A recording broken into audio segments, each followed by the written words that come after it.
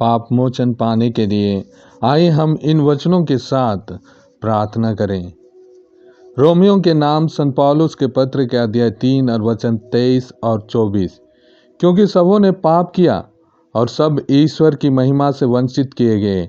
ईश्वर की कृपा से सबों को मुक्त में पाप मुक्ति का वरदान मिला है। संत यूहन्ना के पहले पत्र के अध्याय 1 और वचन 7। उसके पुत्र ईसा का रक्त हमें हर पाप से शुद्ध करता है। पहला संत यूहन्ना के पत्र के अध्याय 1 और वचन 9। यदि हम अपने पाप स्वीकार करते हैं तो वह हमारे पाप क्षमा करेगा और हमें हर अधर्म से शुद्ध करेगा। पहला संत यूहन्ना के पत्र के अध्याय 2 और वचन 1 और 2।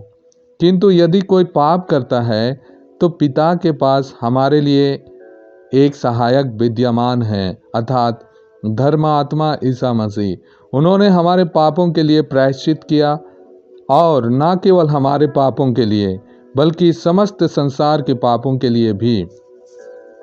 संत यूहन्ना के पहला पत्र के अध्याय 3 और वचन 8 और 9। जो पाप करता है वह शैतान की संतान है, क्योंकि शैतान प्रारंभ से पाप करता आया है। ईश्वर का पुत्र इसलिए प्रकट हुआ कि वह शैतान के कार्य समाप्त कर दे। जो ईश्वर की संतान है वह पाप नहीं करता, क्योंकि ईश्वर का जीवन तत्व उसमें क्रियाशील है। वह पाप नहीं कर सकता क्योंकि वह ईश्वर से उत्पन्न हुआ है।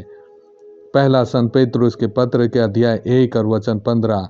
आपको जिसने बुलाया वह पवित्र है, आप भी उसके सदृश अपने समस्त आचरण में पवित्र बने। संत याकूब के पत्र के अध्याय 4 और वचन 7 और 8। आप लोग ईश्वर के अधीन रहें, शैतान का सामना करें और वह आपके पास से भाग जाएगा। ईश्वर के पास जाएं और वह आपके पास आएगा।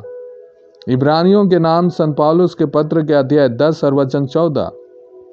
क्योंकि वह जिन लोगों को पवित्र करते हैं उन्होंने उनको एक ही बलिदान द्वारा सदा के लिए पूर्णता तक पहुंचा दिया है। इब्रानियों के नाम पत्र के अध्याय 10 और वचन 17 और 18। और इसके बाद वह फिर कहता है, मैं उसके पापों और अपराधों को याद भी नहीं रखूंगा। जब पाप क्षमा कर दिए गए हैं तो फिर पाप के लिए बलिदान की आवश्यकता नहीं रही। हम प्रार्थना करें। अपनी करुणा के अनुसार हमें पाप मोचन और चंगाई प्रदान करने वाला है प्रभु, हमारे पाप और अपराध मोचित कर हमें आपकी शांति और कृपा प्रदान कीजिए।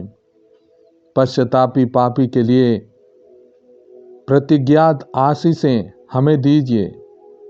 पाप बंधनों से मुक्ति कर